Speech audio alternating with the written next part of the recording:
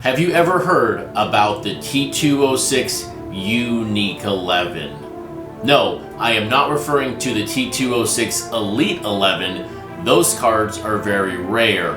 When it comes to the Unique 11, these are 11 different cards that you can purchase right now today that are unique to just the very first printing of the T206 cards. But why did the American Tobacco Company only print these cards in the very first printing? Let's dive into those cards right now. But first, welcome back to my channel. My name is Chris, otherwise known on X and Instagram as at CRT_sportscards. And if you're brand new to T206 and my channel, welcome. Do yourself a favor, hit that subscribe button so you can stay up to date with my latest T206 content. But if you're a returning viewer, welcome back. But let's dive in right now and set the stage. Who and what are the Unique 11? First and foremost though, why is understanding something like the Unique 11 important for your knowledge around the T206 set? One question I get a lot of the time is this card fake or is this card real? When you go back to our recent video around the Super Print 6, what was the unique feature about those super printed cards? None of them were included in the very first printing of the T206 set. So if you see a Ty Cobb red portrait in a Piedmont 150 back, it's instantly fake because that card doesn't exist. Same with a Frank Chance yellow portrait, Piedmont 150, absolutely fake. Whereas if you see any of these cards, other than one, in a Piedmont 350 back, now I'll argue you will never see one of those cards in a Piedmont 350 because only one of them exists in the world at the moment. It's instantly fake. Or if you see any of these cards in a Sovereign 350, it's instantly fake.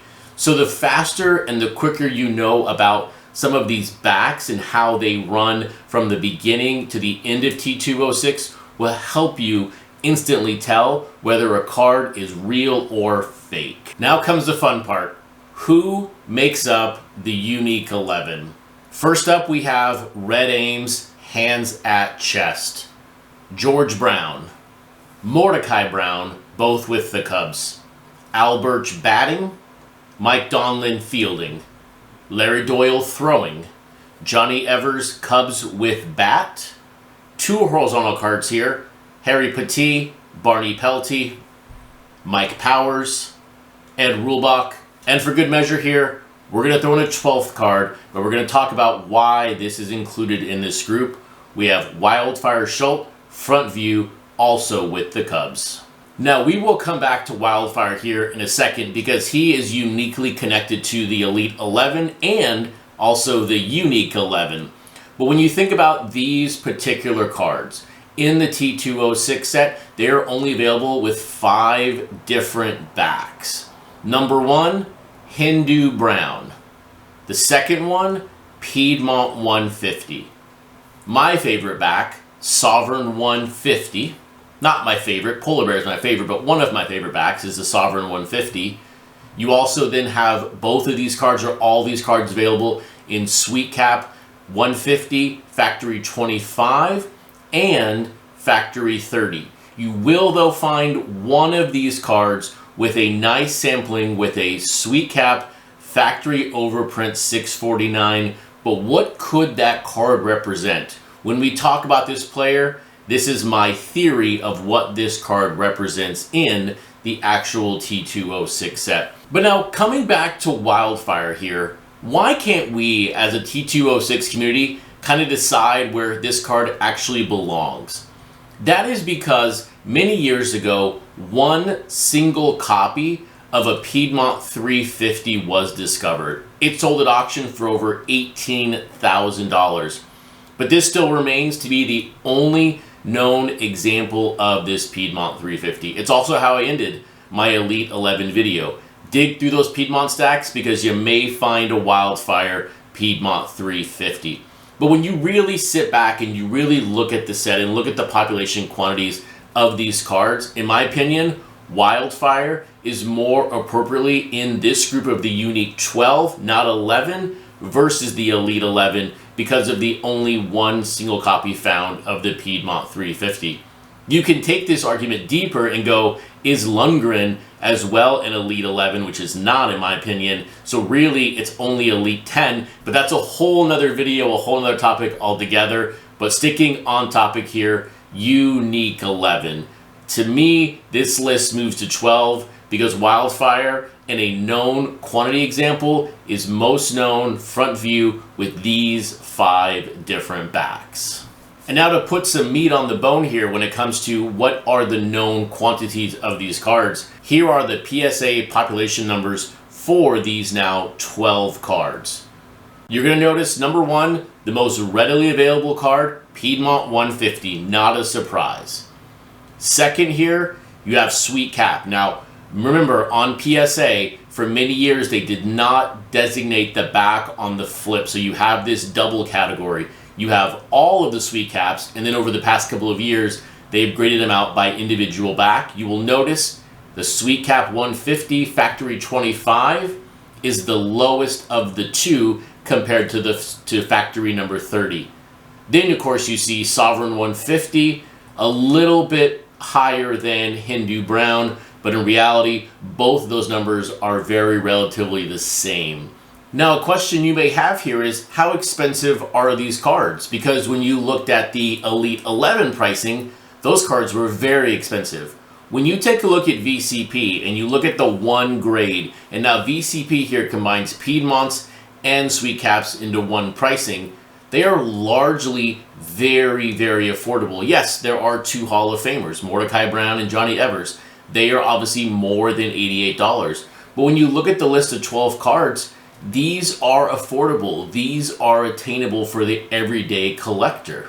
But now why? Why would the American Tobacco Company only print these cards in the very first printing? Let's tackle this from maybe easy to hard as far as why. So number 1, you probably noticed one team dominated this list. You look at all the different Cubs players that are included. You have Mordecai Brown, Johnny Evers, Rulebach, and Wildfire. You will notice in the T206 set a very different Cubs uniform in the first printing of T206 versus the second and third. So it really looks like the ATC just decided to discontinue printing any player with that sort of Cubs over the chest into the later printings with Chicago all the way down. So that's the easiest reason as to maybe why these particular cards were discontinued after that very first printing. You will also notice I left off George Brown from that Cubs list. Number 1, he doesn't have Cubs across the chest. But number 2, the most important part here is in May of 1909, he was traded to Washington. So you will see his later cards look exactly the same, but with Washington at the bottom of this card. Next up, we have horizontal Harry Petit. Harry's last year in baseball was 1908. So from a design perspective, it made sense to have him in the early printing of 1909. But then when he didn't come back to play baseball, why print him again? So very easy subject to axe in the second, third, and fourth printings of the T206 set. Same goes here for Mike Donlin. He left baseball to chase Vaudeville after 1908. He did, though, return in 1911 and does have other cards in the set. But this very first printing, this card was axed. But from here, it gets a little murky as far as why were these next 4 cards or 4 players, why were these cards not selected for continual printing later on in the set? You have Red Ames, Al Birch, Larry Doyle, and the second horizontal card, Barney Pelty. You will notice 2 New York players here, a St. Louis and then a Brooklyn. So there really isn't a team connection here. So it's really curious. I think some of these cards are really cool. I think the Al Birch and the Red Ames, I think those are some really, really neat looking cards. But for some reason, the designers of the set said, nope, we're good. Like, don't print these again. So crush them, get them out of the set. But now this leaves us with just 1 player left. And the answer is very easy as to why this player wasn't continued on in the set, but then it also begs another question. Why is this card the only one with a sweet cap 150 649 overprint? And that is Mike Powers. Mike Powers, as you may know, unfortunately died a few weeks after opening day in May of 1909. So from a logical sense, it makes perfect sense as to why you don't continue on with the card. He passed away. You wouldn't need to sell other cards of his. But this also brings up that question, why does this player and why does only Mike Powers have that 649 overprint? Was this potentially a card that was produced in memory of Mike Powers? There are so many things we know about T206, but yet there are so many things we still do not know 115 years later. So while we know what these unique 12 are, what does this Mike Powers card represent?